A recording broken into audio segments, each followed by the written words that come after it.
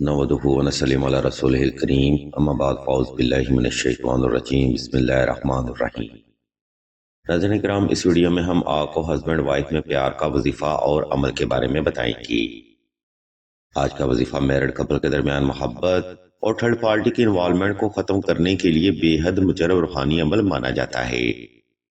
नाज़रीन किराम, अगर मियाँ बीवी के दरमियान रग़बत कम हो जाए या शौहर आपको वक़्त या प्यार या तवज्जो कम दे तो समझ लें कि आप दोनों के दरमियान भी थर्ड पार्टी आ चुकी है। ये थर्ड पार्टी ससुराल वाले भी हो सकते हैं और आउटडोर रिलेशन की शक्ल में भी हो सकते हैं। अगर आप भी शादी के बाद अचानक ऐसे हालात का शिकार हैं तो आपने सही पोस्ट का ही इंतखाब किया है।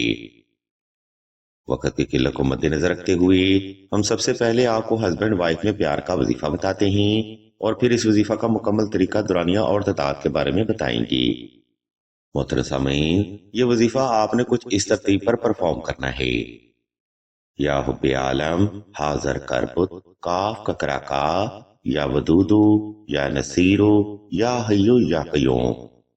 इस वजीफा को आपने दौर का सलातुल हाजत नफल और हस्बे तफीक सदका से ही शुरू करना है। नंबर 2, ये वजीफा आपने खास तन्हाई में करना है ताकि आपको तवज्जो और फोकस करने में आसानी रहे।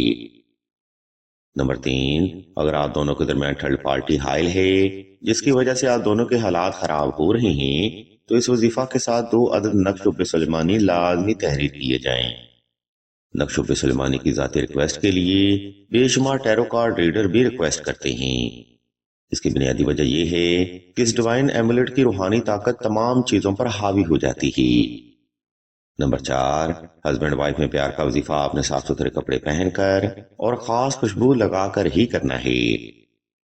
नाज़रीन किराम, इस तरतीब को फॉलो करते हुए अगर आप ये वजीफा करेंगे तो हम आपको 150% गारंटी देते हैं कि शौहर ना सिर्फ आपकी मुट्ठी में रहेगा बल्कि ससुराल और थर्ड पार्टी की इन्वॉल्वमेंट भी जरूर खत्म होगी। अब हम वीडियो के दूसरा हिस्सा की जाने बढ़ते हैं और आपको इस वजीफा का मुकम्मल मेथड और दुरानिया के बारे में बताते हैं। सामीन ग्रामी, ऊपर बयान करदा तरतीब पर अमल करते हुए आपने किसी भी वक्त किसी भी मकाम पर तन्हाई का खास इंतजाम कर लेना है। इसके बाद आपने नवाफिल अदा करके जाए नमाज पर आलती पालती की हालत में बैठ जाना है और शोहर को तसव्वुर करते हुए आंखें बंद कर लेनी हैं।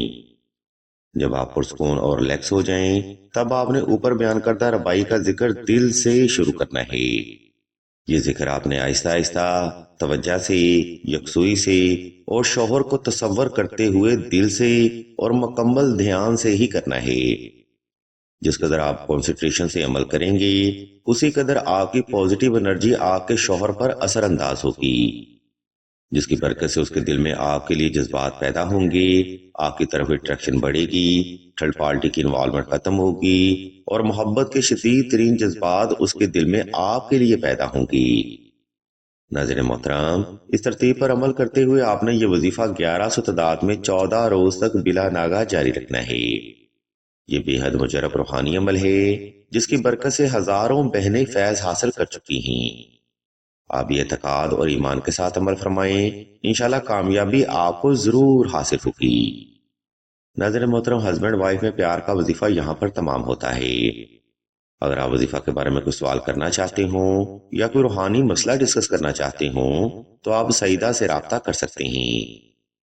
इसी के साथ अब हम वीडियो के आखिरी हिस्सा की जानिब बढ़ेंगे और आपको हस्बैंड वाइफ में मोहब्बत का तावीज यानी नक्श हुब्बे सुलेमानी के बारे में बताएंगे और मजीद आपको ये भी बताएंगे कि दौरा हाजिर में ये नक्श मुबारक आपके लिए क्यों जरूरी है।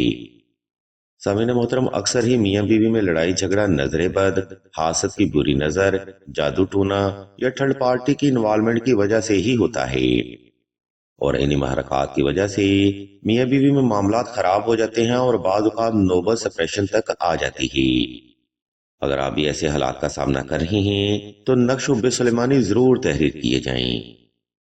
इस नक्श मुबारक की बरकत से आप इन मुमकिन मामला से भी ताहयात महफूज रहेंगी।